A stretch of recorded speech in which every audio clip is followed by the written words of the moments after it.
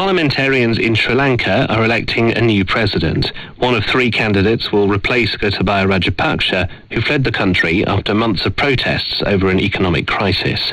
The acting president, Ranil Wickremesinghe, is thought to be the front-runner, but he faces a challenge from Dulles Olahaparuma, supported by opposition parties. Cooler weather has returned to Britain and France after 2 days that saw temperature records tumble. Weather warnings are now in place in Germany as the heatwave sweeps north and eastwards. Firefighters in southwest France continue to tackle wildfires. The European Commission is expected to outline proposals for EU countries to reduce their gas consumption by up to 15%. There are concerns Russia could reduce or stop supplies to the EU this winter. Moscow has already significantly cut supplies to a dozen EU members. Wednesday sees the final vote by MPs from Britain's governing party in their search for a new leader and therefore Prime Minister.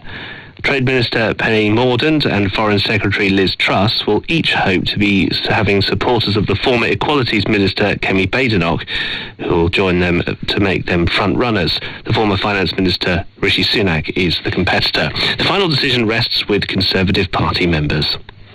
The Italian Prime Minister Mario Draghi will address the Senate in the coming hours, with the outcome likely to decide whether he can continue in office. Mr. Draghi tendered his resignation last week, but President Sergio Mattarella rejected it. It's unclear if he'll survive today's vote. The government of Japan has announced plans to hold a state funeral in the capital Tokyo for the former Prime Minister Shinzo Abe. Mr. Abe was shot dead at an election rally earlier this month. This will be only the second state funeral for a former Prime Minister. BBC News. Thanks, Chris, for that news. Hello, welcome to Newsday on the BBC World Service with Reedy and James. Shortly, we'll hear from one of the main contenders in Kenya's elections, the former Prime Minister Raila Odinga, also in Nigeria and Ukraine. And we'll hear about the latest bestseller in Chile's bookshops, a rather dry legal text, believe it or not. Isaac has all the latest from the World Athletics Championships as well.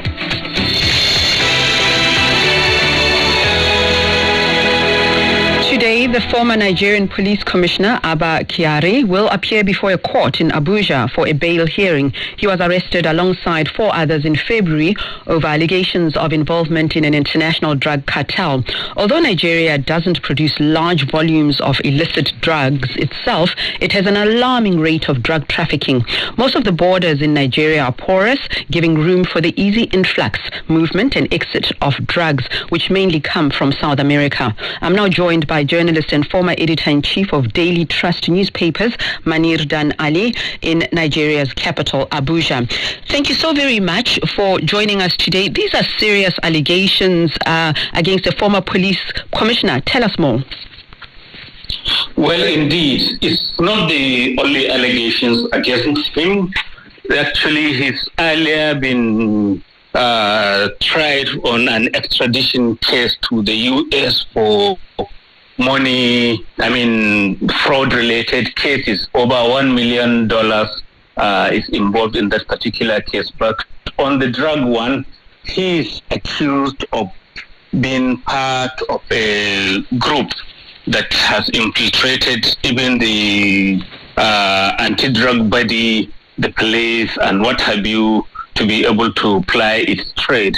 And his bail hearing is the second. The first one was denied, and today the matter comes up again in court, where he will get to hear whether the court is convinced about his argument that he faces danger because he's in prison while the trial is being held, and he's saying that other criminals involved in drugs and in other matters that he has dealt with as a policeman are there with him and is a danger to his life. This is his main argument for the second time to try to get a bail.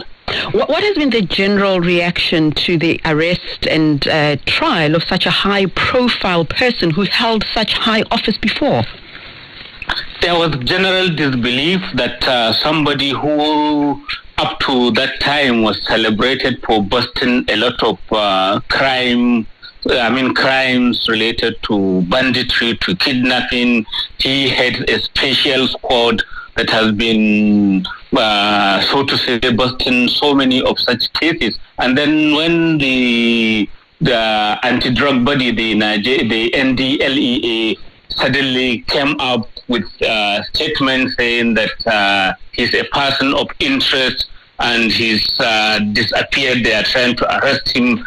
People just couldn't believe it, and they were suggesting that the police authorities were not cooperating, but indeed when the matter became public, they all cooperated, and the matter has since gone to court.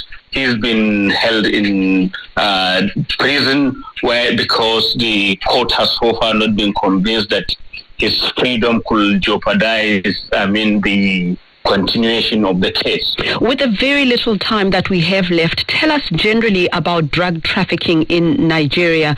Where do the drugs come from, and are authorities up to the task of intercepting them? Well, most of the drugs seem to come from South America. Of recent, a lot of them are intercepted while on flights. That is, people coming from there, mostly Nigerians who are like drug mules carrying. There was a case of about 30 kilograms of cocaine being brought through the Ethiopian Airlines on a flight from Brazil. And in the last 1 year since a new man assumed office, there have been many cases that have come to light. The ones that have been intercepted by the authorities. But of course, you can imagine many have succeeded. Editor-in-Chief of Daily Trust Newspapers, Manir Dan Ali in Nigeria for us. Thank you. Kenya's opposition leader Raila Odinga has said no one will be spared in an anti-corruption campaign he promises to implement if elected president in next month's poll. Corruption is a big election issue, and the country ranks 128 out of 180 in Transparency International's latest Corruption Perception Index.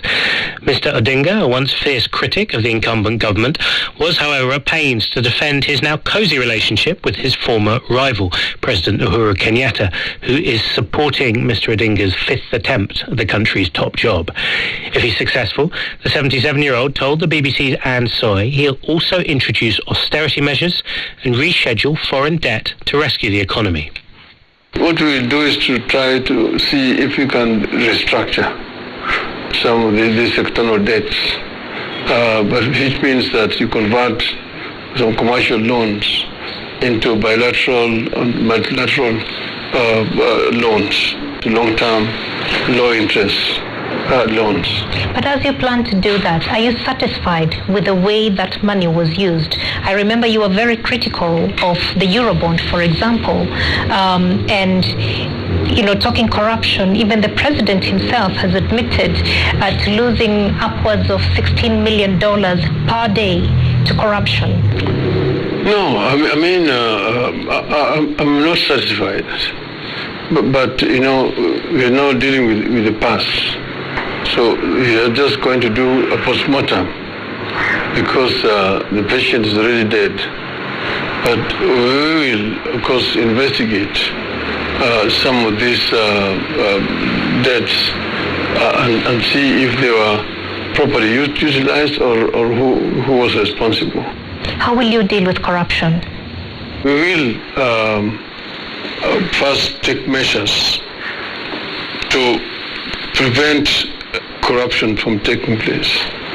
So everything that goes into the budget will be properly interrogated. When you were in government, your office, the office of the Prime Minister, was investigated over some corruption scandals. Although the name of the Prime Minister was mentioned, that it was under investigations. But there's no evidence that anybody in the office of the Prime Minister did any wrong. But it was because the money was never coming to the office of the Prime Minister. My office was basically supervising the work of the line ministries which were implementing different projects. Well, the buck stops with the top office, doesn't it? This is right. And I'm saying, therefore, we did not deny, but there was no officer who was actually found culpable in the office of the Prime Minister. Can Kenyans put their faith in you to deal with corruption? Certainly. Kenyans know that I stand very strong against corruption. They know that I cannot be corrupted. Well, you have been working with him, with the current president, over the last couple of years. But in his first term, you were a very strong critic, and you exposed quite a number of corruption scandals or allegations of corruption scandals, some of which touched on his family. But then that disappeared after you shook hands and agreed to work with him. What happened? I don't think that it disappeared. I think that it did not happen. But I've not been working with the government. I have only been advising from the outside. The outgoing president, will he have a role in your government? Yeah, he can be an advisor. He can work with the government and support the government in some of the things that they're doing, particularly internationally. I ask that because he is the chairman of your coalition. So will he play an active role in your government? No, he will not play any role in government. He himself said he is retiring and is going home. Well, he said recently that he's not going anywhere. He's not leaving the country. I think is what he meant. Raila Odinga there, speaking to BBC's Anne Soy, one of the main contenders, of course, in those elections early next month in Kenya. And yesterday you heard from William Ruto, his main rival.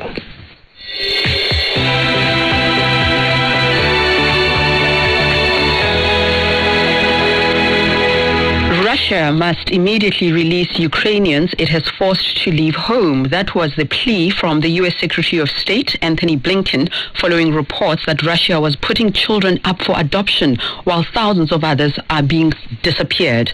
Russia accuses the U.S. of Russophobia, but Oleg Buryak disagrees. He's the head of military administration in Zaporizhia in southeast Ukraine. He says his 16-year-old son, Vlad, was seized and held by the Russians for several weeks. He was released earlier this month. Oleg has been telling the BBC's Ritula Shah what happened, and just a warning for you, his account contains some very graphic and disturbing details. Я был на работе. I was at work that morning and I got a call from a friend in Melitopol who had accompanied Vlad to the car. And he said that the car had been stopped at a military checkpoint in Vasilievka, which is in the Zaporizhia region. And the soldiers there were checking. And when they looked in the car, they saw that Vlad was on the back seat and he was looking at his phone, looking at Ukrainian news. And there was a video of Russian prisoners of war who were sending messages back to their family. And the soldier didn't like that. And so the soldier took him out of the car. He led him to a nearby cafe where he checked all of his documents. And when they looked at his documents, they realized whose son he was. And at that point, he became a prisoner. You feel sure that your son was targeted because of your job? Абсолютно уверен. I'm absolutely sure, because the next day, someone from the other side gave me a call and started to discuss conditions for Vlad's exchange, given my political influence. The Russians would say that stories like yours are simply not true, that these things have not happened. What would you say to that? Пускай это будет неправда, но зачем? Let it not be true, but my son was there for 90 days as a prisoner, and he spent 48 of those days in police detention, in solitary confinement. And while he was there, he heard Ukrainians being tortured. He heard them being taken to an interrogation room. He saw blood on the floor. He saw a special device for torturing people with electric shocks. And one of the other men there, a 24-year-old, couldn't endure the torture, and so he slit his wrists. That man's trousers were taken down and they used the electric shock to torture him on his genitals. And there was one man who came back to Ukraine and he gave a witness statement. He had spent 12 days in that facility. He'd returned to the Ukrainian side and he was asked to recognize Vlad from some photos, and he said he'd seen them in the police station in the corridor, and that man, his finger had been cut off, 4 of his ribs were broken, and he'd been raped. That was a very harrowing description there, and Oleg's son Vlad also spoke to the BBC and described his experience. I was, of course, very scared. I was frightened.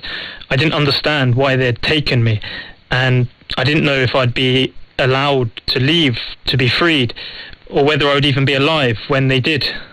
It was very difficult to work with my emotions and deal with the situation. But when I saw other people being tortured, I realized that the last thing I wanted to do was to attract attention and find myself in the same situation, and that this would be important evidence for me as a witness afterwards. You know, the groans of people as I was falling asleep and the smell of blood on that damp cloth, I can still feel it, I can still sense it. And those are some of the harrowing stories coming out of Ukraine as a result of Russia's war there. Newsday on the BBC World Service. Here are our headlines. Sri Lankan parliamentarians are voting to elect a new president to replace Gotabaya Rajapaksa, who fled the country after months of protests sparked by a crippling economic crisis. And the European Commission is expected to outline proposals for EU countries to reduce their gas consumption because of concerns that Russia could reduce or stop supplies to the EU in the coming winter. We had a text in from Akej Peter Ahmet at the University of Juba in South Sudan, who says, I thought an English proverb says, don't bite the hand that feeds you. How did Europeans forget that one of their vital supplies comes from Russia? Let's get the sports news now with Isaac Fannin. Yeah, we're going to talk World Athletics Championships in Oregon. Our athletics reporter, Ade Adedoyin, is out there for us. And I asked him about Britain's Jake Whiteman winning gold in the men's 1,500-metre final. It was a huge shock because Jakob Ingebrigtsen came here as the heavy favourite. He's the Olympic champion, considered to be the man to beat coming into these games because he's performed so well on the circuit. I've watched him several times in the Diamond League this season, and he had this aura about him. And he suffered a real blow, really. 200 metres to go.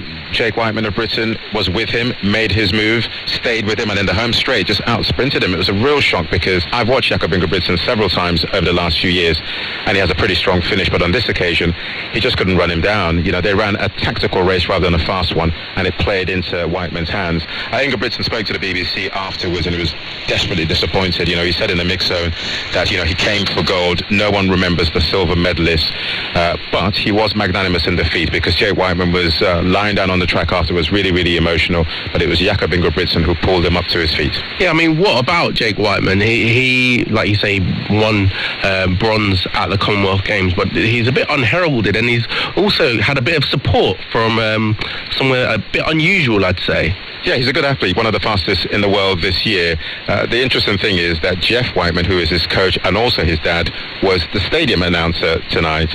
And he made a bit of history because it's the first time a Briton has won this event since 1983, and that was by Steve Cram, who was commentating for TV. He received his medal from Lord Sebastian Coe, obviously a middle distance legend in Britain. And then there was that really heartwarming moment when his dad had to announce the medalist and had to announce him as the new world champion.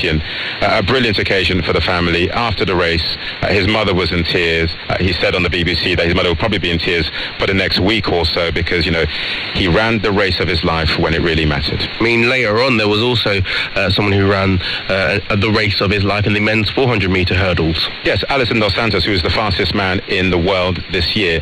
Now, Karsten Warholm was going to attempt to win his third world title in a row. He is the Olympic champion. But he hasn't raced all season because he had this hamstring injury, and we weren't really sure what kind of form he was going to be in. We weren't even sure whether he was actually going to turn up for the championships. In the lead up to it, he said he was fit, that he had put himself through the paces in training in the lead up to this, and, you know, he was good to go. There was an interesting moment after his first round heat where Rai Benjamin, the man who finished in the silver medal position behind him at the Tokyo Games, was in the mix zone where I was and watched him compete. And I said to him, what did you think of what you saw there? And he said, you know, he looks good, he's in shape, and I want to make sure that he was good to go because when I win, I don't want any excuses. I want to be the best by beating the best. And as it turned out, they both got surprised by Alison Dos Santos, who becomes only Brazil's second World Championship gold medalist. A great moment for him, a great occasion for his country as well. As for Karsten Warholm, he told us that he was fit. It's just the lactic acid got him, perhaps the lack of racing all season. But yeah, brilliant occasion for Alison Dos Santos. And some very exciting races to look forward to in the 200-metre men's and women's finals on Thursday. Yeah, we now know the finalists for the men and women's 200 metres finals, and we saw some good performances. Sharika Jackson, who is the fastest woman in the world this year, she ran 21.67 in her semi-final. That's the second fastest time in the world. She's the only one who's run quicker than that. Shelley-Ann Fraser-Price, who won the 100 metres, said in the mix-on after that race that I'm only into the 200 metres as a bit of fun. You know, it's not my event, but she was stunning, actually. She ran sub-22 as well. Jamaica had 1, 2, 3 in the 100 metres. There's every chance they'll go gold and silver again in the 200 metres. Elaine Thompson-Hera, who is the Olympic champion, she's through to the final as well. Not as impressive as the other two. She didn't stop to speak to anybody at all. But I have to mention Dina Asher-Smith, who is the defending world champion. She ran a brilliant race. Remember, she finished 4th in the 100 metres. She was desperately disappointed about that. And she was in a really, really tough heat as well. But she made it through. An exciting few days to come at the World Athletics Championships. Many thanks to Ade Adedoyin there for us.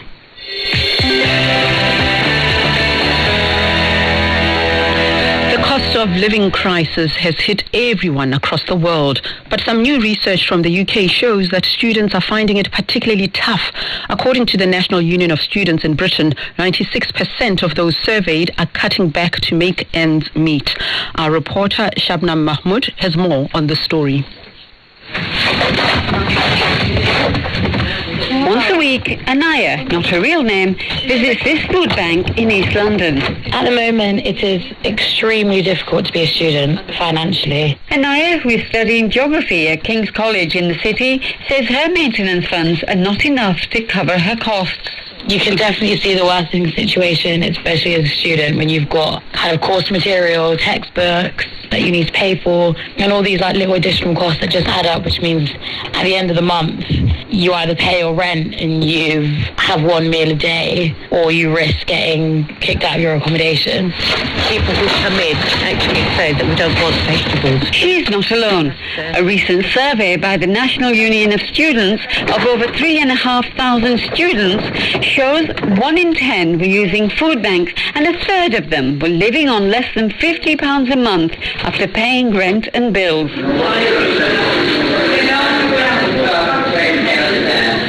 Here at the Bradford Central Food Bank, manager Josie Barlow says they've seen student numbers grow. We have seen a rise in students coming to food banks. From Bradford University, a lot of people, overseas students, coming here with family. So yes, it takes people a little bit of time to be able to work and get jobs going. Among the students, there are Muslims whose dietary requirements need to be catered for.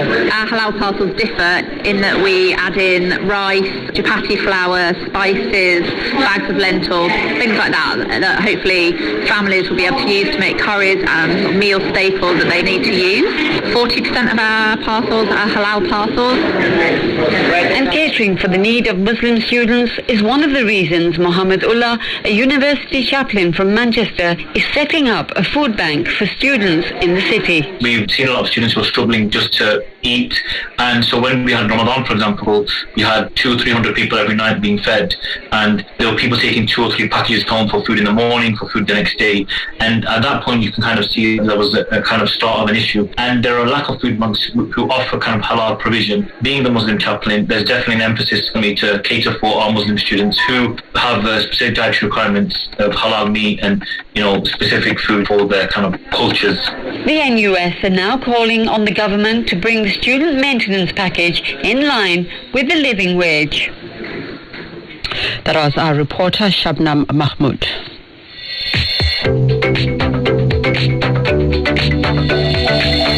A divisive bestseller. Chile's proposed new constitution is selling fast from bookstores and street vendors across the South American country.